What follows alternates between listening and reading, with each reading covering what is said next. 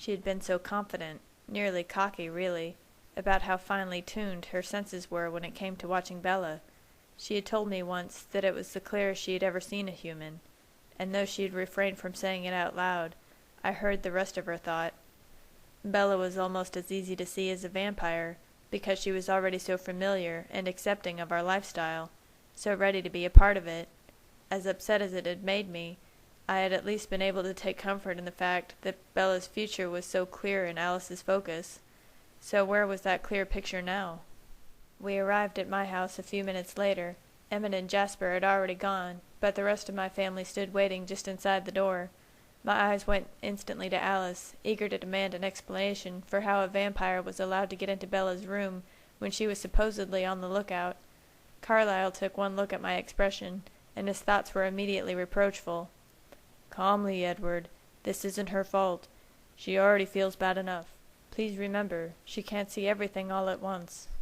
But I was already gone, frustration and fear having overtaken rational thought. "What happened?" I growled, glaring at her unmoving posture. "I have no idea," she said softly, her eyes fixed on mine. "I didn't see anything." "How is that possible?" "Edward," Bella whispered, shocked. She didn't often see me angry. "This is not an exact science, Edward," Carlyle said, this time out loud, making sure he had my full attention. I couldn't bring myself to look at him, partly because I was transfixed by the ire in Alice's usually loving eyes, and partly because I didn't want to see the disapproval I was sure was in Carlyle's. "He was in her room, Alice. He could have still been there, waiting for her." "I would have seen that. Give me some credit here. That would have affected her future, and I wouldn't have missed that." I cringed. By affected her future, she might as well have said destroyed it. "Really? You're sure?" I spat. "This is bordering on humiliation, Edward, and I don't deserve it," she thought icily. "You've got me watching the Volturi's decisions, watching for Victoria's return, watching Bella's every step. Do you want to add another? Do I just have to watch Charlie, or Bella's room, or the house, or the whole street, too? Edward, if I try to do too much, things are going to start slipping through the cracks." "It looks like they already are," I said coldly. "She was never in any danger. There was nothing to see. Everything about her future is exactly as it was. Everything," she added, again for emphasis. A tiny smirk tugged at her mouth, and I spoke quickly to block out the image I was sure was about to follow up that assurance. "If you're watching Italy, why didn't you see them send—" "I don't think it was them. I would have seen that." "Who else would leave Charlie alive?" I felt Bella's breath catch, and she started to shake. It wasn't something she wanted to think about, but of course she knew it was true. A random rogue vampire wouldn't have thought twice about taking Charlie's life. All alone in the middle of the night, evidence so easily disposed of. The Volturi, however, were all about keeping a low profile, and they wouldn't want to burn any bridges, especially where my family was concerned. They would have made sure that whomever was sent was well fed and in complete control. If this intruder was indeed one of them, Charlie had never been in any danger. I watched as Alice quickly shifted through image after image, trying to find any clue, anything we might have missed, but there was nothing. For the first time since I'd arrived home, her voice softened, and she sounded genuinely apologetic. "I don't know," she said sadly. "Helpful," I muttered. "Stop it, Edward," Bella chided. I looked down at her. It was less than a second before the guilt hit me. She had been the one in danger, yet she would never blame Alice, or anyone for that matter, for circumstances that were clearly out of our control. "You're right, Bella. I'm sorry." As soon as I had said it, I knew she wanted an apology directed somewhere else. I turned to Alice, full of remorse. "Forgive me, Alice. I shouldn't be taking this out on you. That was inexcusable." "I understand. I'm not happy about it either. And I promise I'll keep an even closer watch until we know exactly what we're up against," she added silently, likely not wanting to frighten Bella further. "Okay," I said, promising myself to remain as rational and pragmatic as possible.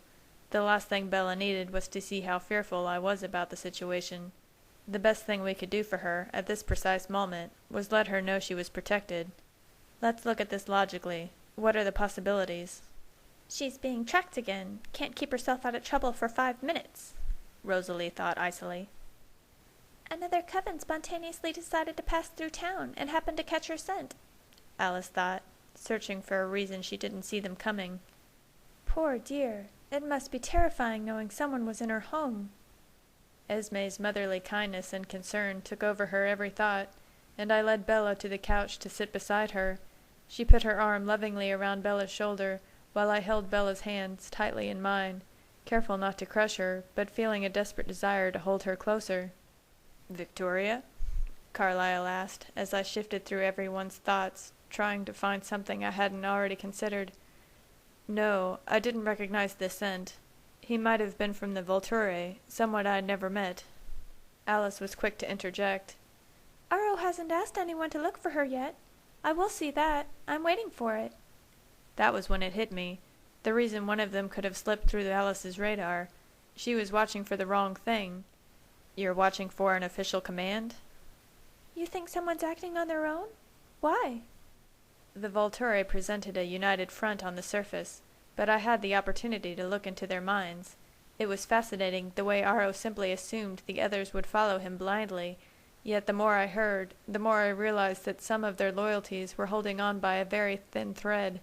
Caius's idea, I said, remembering the way he had been virtually ready to strike Alice and I down when we refused to join them, and Bella, I was appalled at how quickly he had decided she must be destroyed. Or Jane's, Alice added. They both have the resources to send an unfamiliar face. And the motivation.